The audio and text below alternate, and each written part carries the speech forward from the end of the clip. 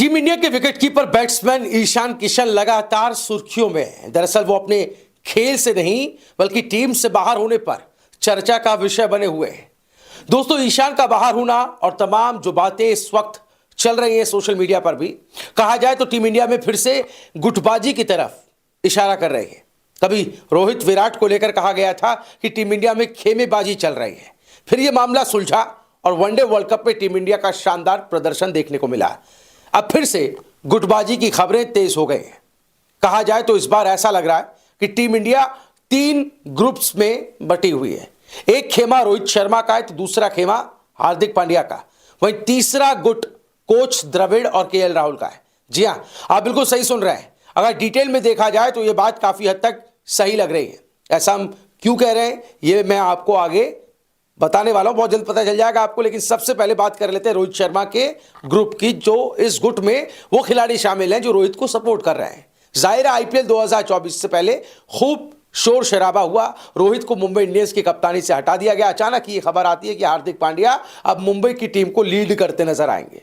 जाहिर है इससे कुछ खिलाड़ी, कम से कम बुमराह और सूर्या जैसे बड़े खिलाड़ी को हार्दिक पांड्या की बतौर कप्तान एंट्री कुछ हजम नहीं हुई। कहा जाए तो आईपीएल के बाद ही T20 वर्ल्ड कप टूर्नामेंट भी होना है। जाहिर है पांड्या को पूरी तरह भरोसा था कि वो ही टीम इंडिया को लीड करेंगे, लेकिन ऐसा होता दिखाई नहीं दे रहा।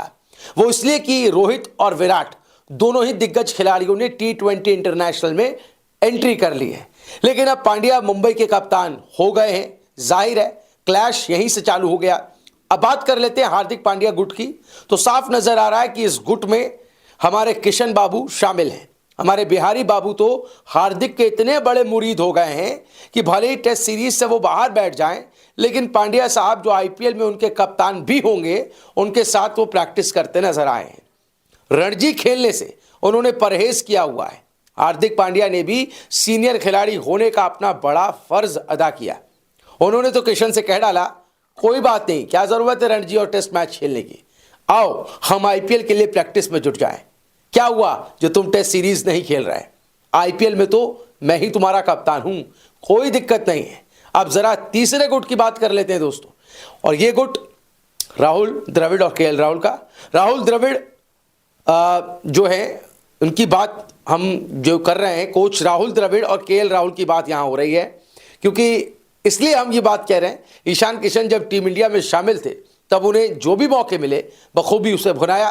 50 मारने के बाद भी उन्हें बेंच पर बिठा दिया गया और दूसरे विकेट कीपर, हमारा मतलब है जितेश शर्मा, को आजमाया गया।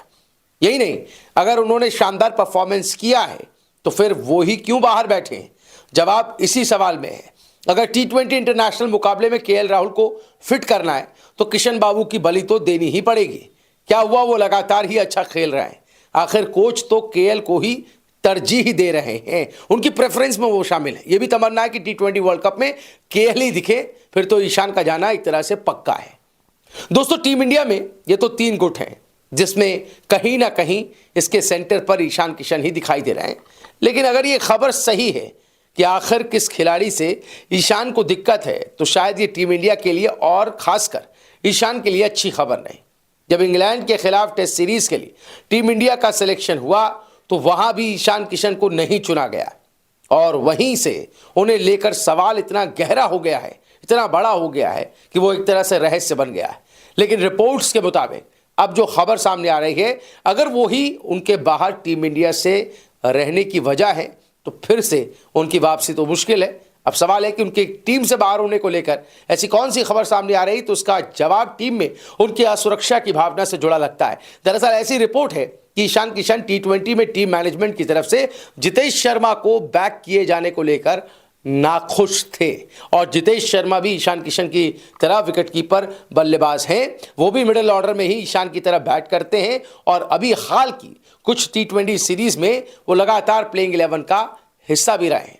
अगर टीम मैनेजमेंट की तरफ से जितेश को T20 में इस तरह से बैक किए जाने से नाराज है, तो ईशान पर आ रही रिपोर्ट सच है, तो फिर उनकी वापसी के रास्ते टीम में लगभग खत्म है। दरअसल ईशान के टीम छोड़ने की वजह उनके अंदर की असुरक्षा की भावना की ओर इशारा करता है, और ये टीम हित में नहीं है। ऐसे खिलाड़ी के होने से टीम के ड्रेसिंग रूम के माहौल पर असर पड़ता है, और भारतीय टीम मैनेजमेंट ये नहीं चाहेगा बिल्कुल भी कि ऐसा कोई खिलाड़ी टीम के अंदर हो जिसे उन पर ही भरोसा ना हो। हालांकि अभी हम इस रिपोर्ट की पुष्टि तो नहीं करते, लेकिन फैंस और हम भी यही चाहेंगे कि ये खबर गलत निकले, क्योंकि ईशान किशन टीम इंडिया के शानदार विकेटकीपर बैट्समैन हैं और अभी उनमें काफ़ी क्रिकेट बचा हुआ है और उम्मीद भी यही है कि एक बार फिर से टीम इंडिया के लिए हमें ईशान किशन फील्ड पर खेलते नजर आएंगे।